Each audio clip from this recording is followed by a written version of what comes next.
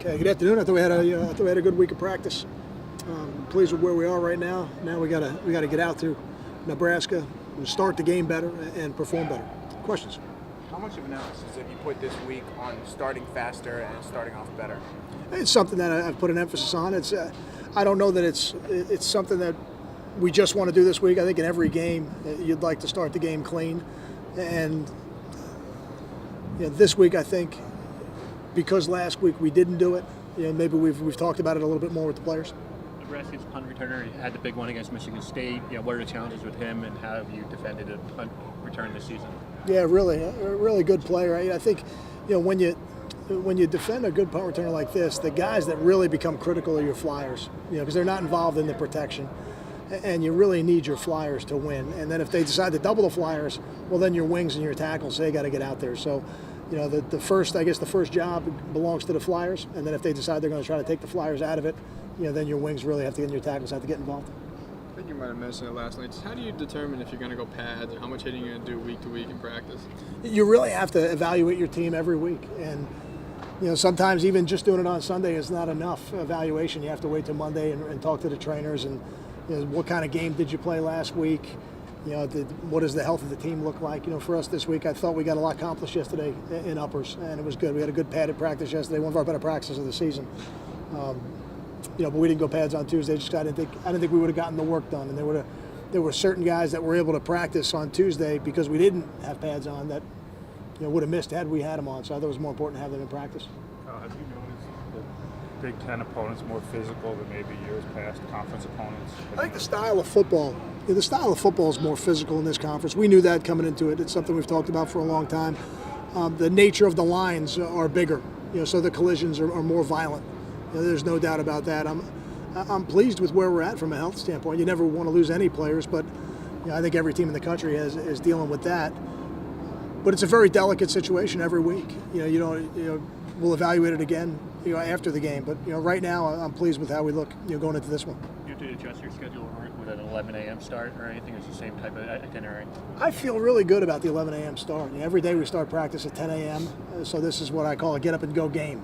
And pregame will be 7:30. We'll get on the buses and we'll get over to the stadium and kick it off at 11. So I think the morning schedule that we implemented a few years back should serve us well with these early games. What do you think's been missing as far as not being able to force many turnovers as I'm sure you'd like? Oh, I don't know. I think it's an emphasis for us. Disrupting the football is always going to be an emphasis for us. Part of it, I'll give credit to the teams we're playing. They know we're coming after the ball. They're doing a good job securing it. But when you get turnovers, it's usually because you get multiple people to the ball. And if we do that this week, we'll have a chance to get them.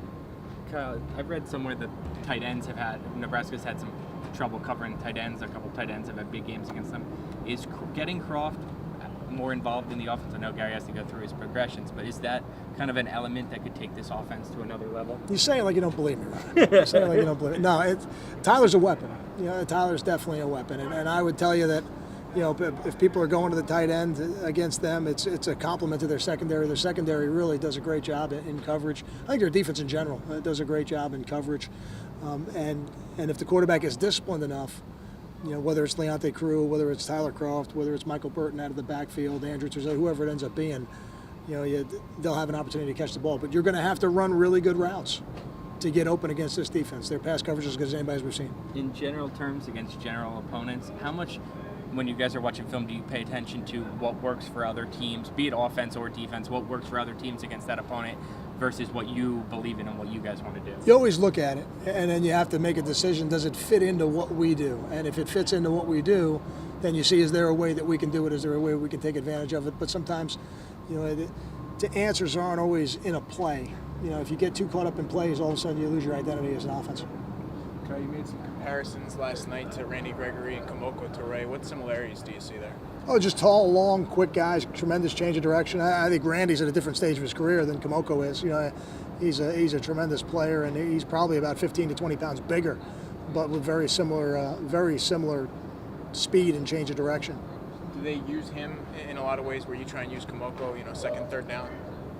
Well, in third down they move him around quite a bit. It's a compliment to him and how much he's able to handle. I hope that in a couple of years we're talking about Kamoko the way people talk about Randy Gregory. Have you noticed, I guess Caleb's saying that Bosa and Bennett lined up more to the right side of the offensive line. He was saying he hopes Gregory and the number 7 on their team do the same thing. Do you feel like teams are stacking against the right side of your line with their defensive line? I'm sure they're doing what we do, and they're trying to find matchups, where they think it's best. And, we do it sometimes on one side or the other, or we do it with scheme, So, those are questions that, we won't know the answer until after the game. All right, guys. Thank you. Thanks.